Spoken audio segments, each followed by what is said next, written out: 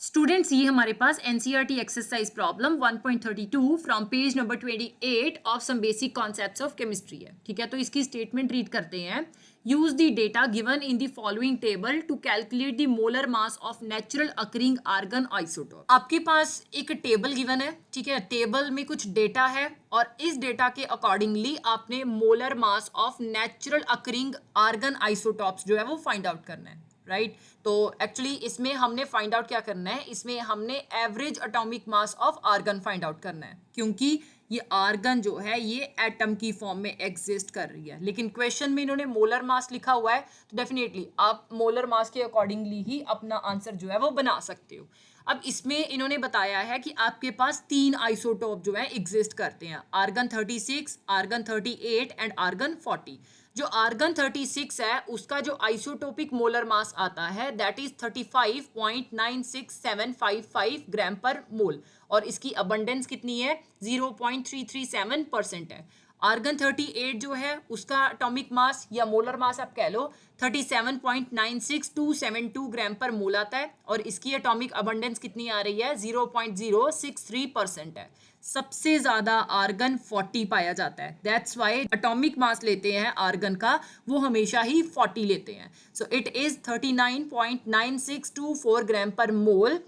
इसकी अबंडेंस कितनी है 99.600%। राइट, अब जिन बच्चों को तो कैलकुलेटर अलाउड है, ठीक है, वो तो डायरेक्टली इनकी कैलकुलेशंस जो है कैलकुलेटर पे कर सकते हैं। जिनको अलाउड नहीं है वो सिंपली इस वैल्यू को राउंड ऑफ करके कर सकते हैं। ठीक है, अब मुझे पता है कि मैंने ये वैल्यू जो है अप टू 2 डिजिट रखनी है। ठीक है, तो डेफिनेटली मैं डेसिमल के जो राइट साइड पे फर्स्ट डिजिट है उसे देखूंगी। ये 9 है, मोर देन 5 है, तो मैं क्या करूंगी इस 5 को एक बढ़ा के लिख दूंगी। सो दैट विल बी 36 आ गया। अब अगेन यहाँ पे भी हम यही काम करेंगे, ये 9 है, ठीक है, मोर देन 5, तो 7 को हम एक बढ़ा के लिख देंगे तो इट विल बी 38। ये ग्राम पर मोल आ गया, ये भी ग्राम पर मोल आ गया।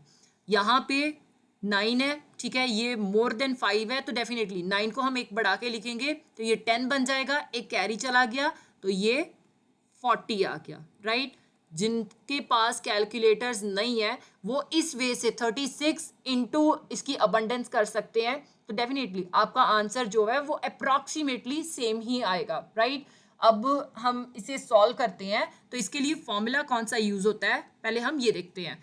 सो मेरे पास ये जो है एवरेज एटॉमिक मास निकालने के लिए बोला गया है। So average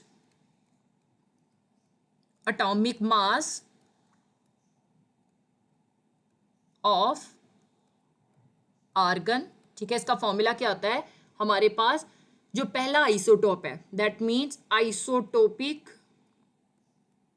molar mass of first isotope that is argon 36। साथ में आप इसकी अबंडेंस जो है वो मल्टीप्लाई कर दोगे। राइट, और इसमें ऐड करोगे अगेन सेकेंड आइसोटोप का molar mass. So isotopic molar mass of argon 38 और उसकी अबंडेंस साथ में मल्टीप्लाई कर दोगे। अब इसमें थर्ड ऐड होगा जो हमारे पास आर्गन 40 का मोलर मास गिवन है। ठीक है, तो आइसोटोपिक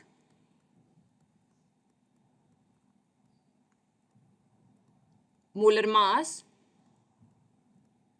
ऑफ आर्गन 40 और उसकी अबंडेंस साथ में मल्टीप्लाई हो जाएगी। ठीक है, अब इसे हमने डिवाइड करना है टोटल कंपोजिशन के साथ।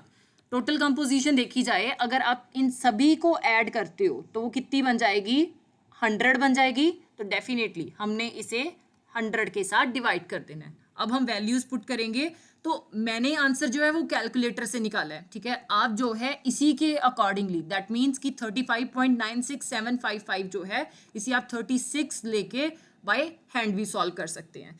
सो isotopic molar mass of argon 36 कितना है, दैट इज 35.96755 ग्राम पर मोल।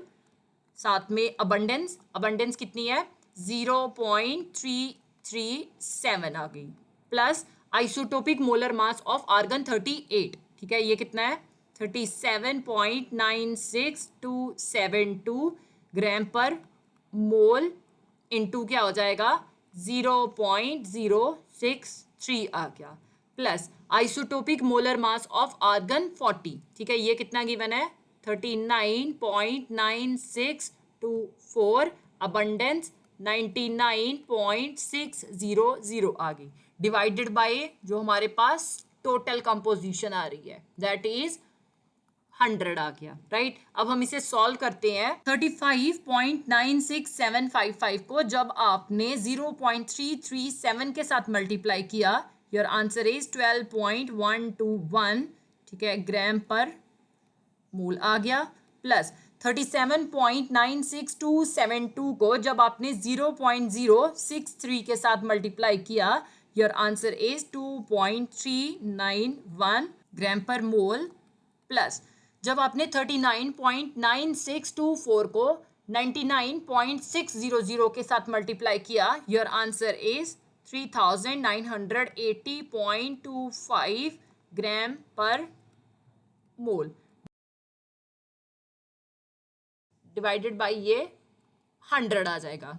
तो इन तीनों को जब हम ऐड करेंगे तो हमारा आंसर क्या आएगा 12.121 plus 2.391 plus 3980.25, your answer is 3994.76। Now this is divided by 100 और यूनिट केवल ग्राम पर मोल आ गए।